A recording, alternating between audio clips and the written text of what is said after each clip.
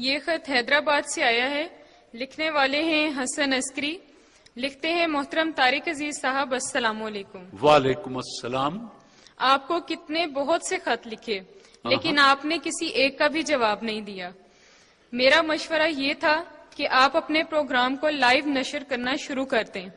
Live نشر کرنا شروع کر دوں؟ اور ٹیلی فون پر بھی گھروں میں بیٹھے لوگوں سے سوال جواب کریں تاکہ عام آدمی بھی انعامات جیت سکے. دوسری بات یہ ہے کہ آپ کو یہ پروگرام کرتے ہوئے تقریباً 32 برس ہو گئے ہیں لیکن آپ نے ٹیلی ویژن پر اپنا کوئی وارث نہیں بنایا. یہ کوئی اچھی بات تو نہیں.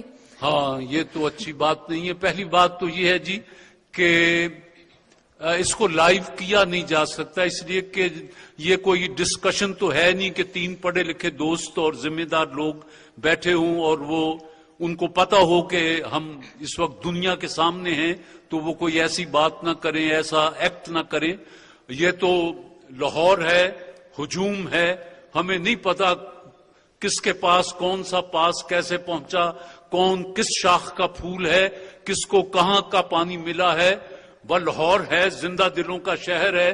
تو اور پھر یہ کہ ایک ایک سوال لے کے 10 منٹ گھومتا ہوں تب یہ علامہ جواب دیتے ہیں.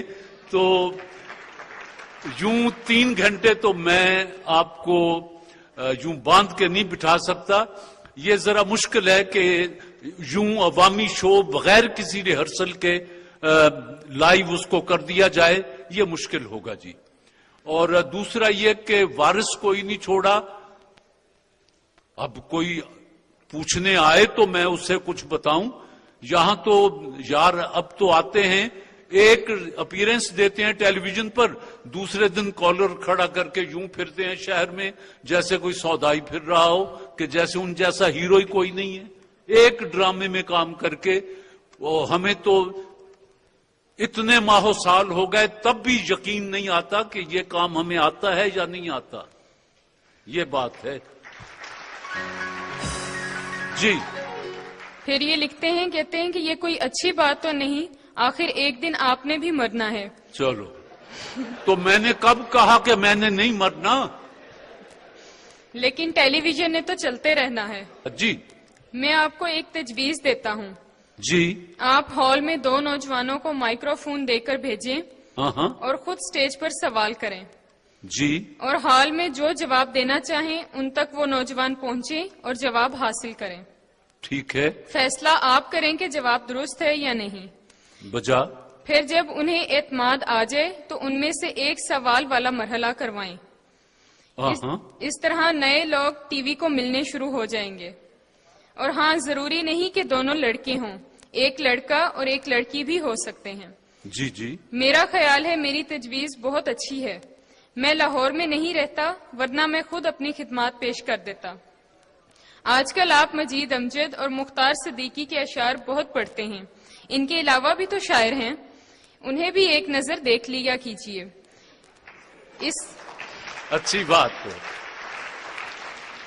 یہ جو تجویز حسن عسکری نے بھیجی ہے اس سے میں 100% متفق ہوں. اور یہ واقعی خوبصورت بات ہے کہ نئے لوگوں کو چونکہ ایک دم تو آپ انہیں سامنے نہیں کر سکتے، وہ گھبرا جائیں گے، اس طرح سے وہ مانوس ہو جائیں گے.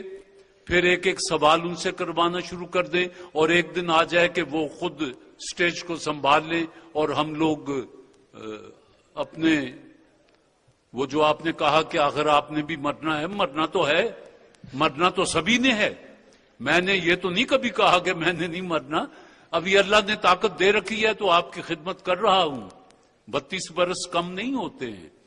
لیکن بہرحال میں پورے پاکستان میں خاص طور پہ لاہور کو، کیونکہ لاہور میں پروگرام ہوتا ہے، یہ دعوت دیتا ہوں کہ اگر کوئی نوجوان لڑکے لڑکیاں اس میں شوق رکھتے ہوں، ذوق رکھتے ہوں اور وہ اس طرف کچھ سیکھنا چاہتے ہوں تو وہ ہم سے ٹیلی ویژن پر دن میں آ کے دفتری اوقات میں مل لیں، پروگرام مینیجر سے مل لیں، پروگرام پروڈیوسر سے مل لیں، وہ راؤ صاحب ہیں یا وہ آغا ذوالفقار جی ایم ہیں کہ جی ہم چاہتے ہیں آپ ہمارا ٹیسٹ لے لیں.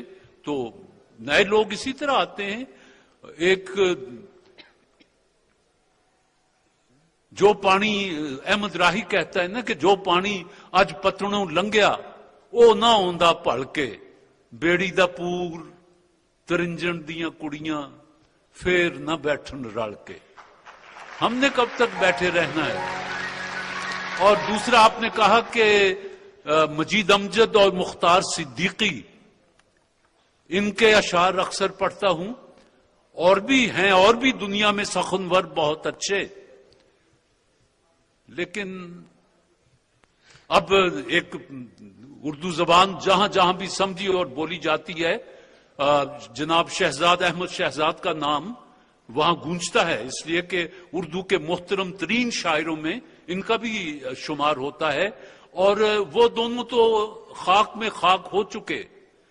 لیکن میرا ایک یقین ہے، آپ اسے میری کم علمی بھی کہہ سکتے ہیں، کہ انڈو پاک میں نظم کا مجید امجد سے بڑا شاعر ابھی تک پیدا نہیں ہوا۔ اور مختار صدیقی بھی اپنے لہجے کے بڑے باکمال شاعر تھے۔ آپ اختلاف کر سکتے ہیں، ادب کی بات ہے، جو جیسی جس کے دھیان میں آئی، یہ کنارا چلا کہ ناؤ چلی، کہیے کیا بات دھیان میں آئی۔ مجید امجد مجھے اچھا لگتے ہیں، میں نے ان کو بڑے غور سے پڑھا ہے، بچپن سے پڑھتا آیا ہوں، سنتا آیا ہوں۔ میں بھی ساہیوال میں تھا، وہ بھی ساہیوال میں تھے، ان کے ساتھ مجلسیں بھی ہوئیں، ان کی باتیں بھی سنی، ہوٹلوں میں بیٹھ کر، اسٹیڈیم ریسٹورنٹ میں۔ مختار صدیقی ٹیلی ویژن میں تھے، ریڈیو میں تھے، ان کو بھی ان کی صحبت کا اثر بھی ہوا، تو مجھے یہ اچھے لگتے ہیں۔ اور لیلا تو وہی ہے جس کو مجنوں چاہے، بس سیدھی سی بات ہے، اس کے علاوہ تو کوئی بات نہیں۔ جی، اس بار ٹیلی ویژن نے اپنی سالگرہ روایتی طریقے سے کیوں نہیں منائی؟